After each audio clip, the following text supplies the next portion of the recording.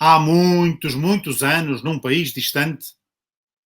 Já reparaste que muitas das histórias que lês e conheces começam assim? Depois da vinheta, eu explico-te porquê.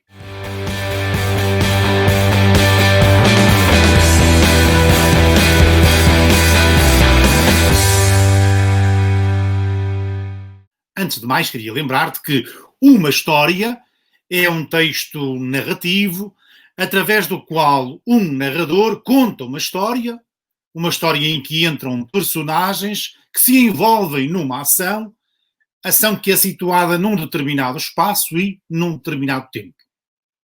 Embora nem todas as histórias digam onde e quando se passam as ações de que falam, o espaço e o tempo são muito importantes na hora de escrever uma história. E a razão é muito simples. A indicação do lugar e do tempo em que a história se passa torna a história mais concreta, mais próxima da vida real. Comecemos pelo espaço. Na tua história, o espaço pode ser físico, geográfico ou real, se tu indicas o local onde a história se passa. Este lugar pode ser um espaço interior ou exterior, público ou privado. E é importante porque uma história que acontece no campo será diferente de uma outra que acontece na cidade. Uma história que se passe dentro de uma casa será necessariamente diferente de uma que acontece num parque ou num jardim, ou até num campo de futebol. Uma história que se passe numa pequena sala será distinta de outra que tenha lugar dentro do teu coração, ou dentro de um coração apaixonado. Mas a tua história pode descrever também um lugar psicológico.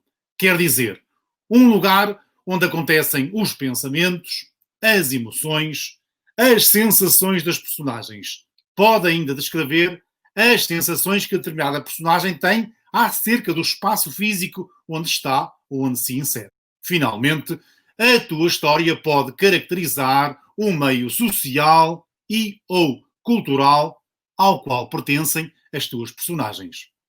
O espaço cultural aponta para as tradições, para os valores culturais e está normalmente contido no espaço social. Traz de escrever de modo diverso uma história que se passe num bairro social ou uma que se passe num condomínio fechado.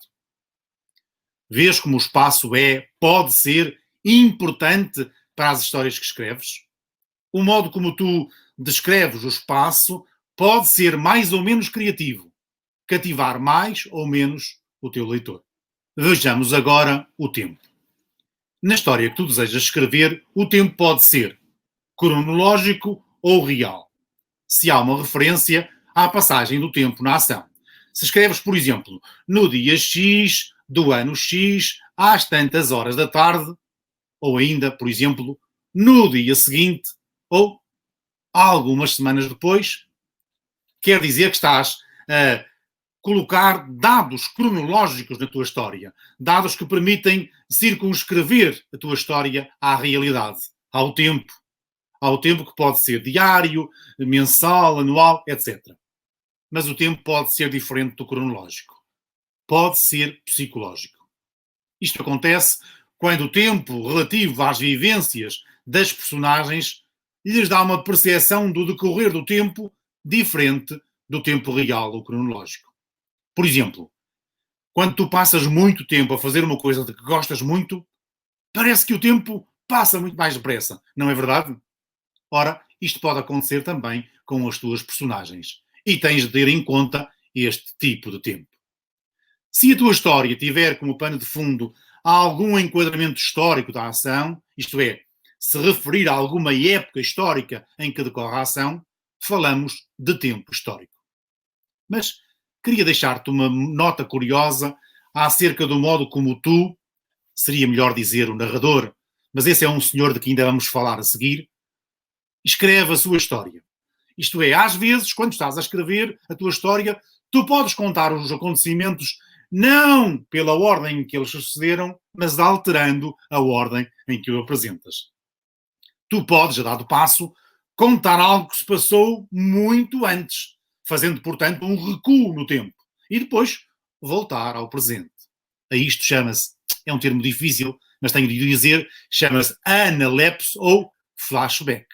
Também poderás avançar no tempo, antecipando algo que acontecerá muito depois e regressar ao presente. Chama-se a isto prolapse ou flash forward. O modo como tu manipulas o tempo nas tuas histórias pode ser, portanto, como viste, mais ou menos criativo. Cativar mais ou simplesmente não cativar o teu leitor. E sobre o espaço e o tempo é tudo por hoje. Um abraço e até ao próximo vídeo.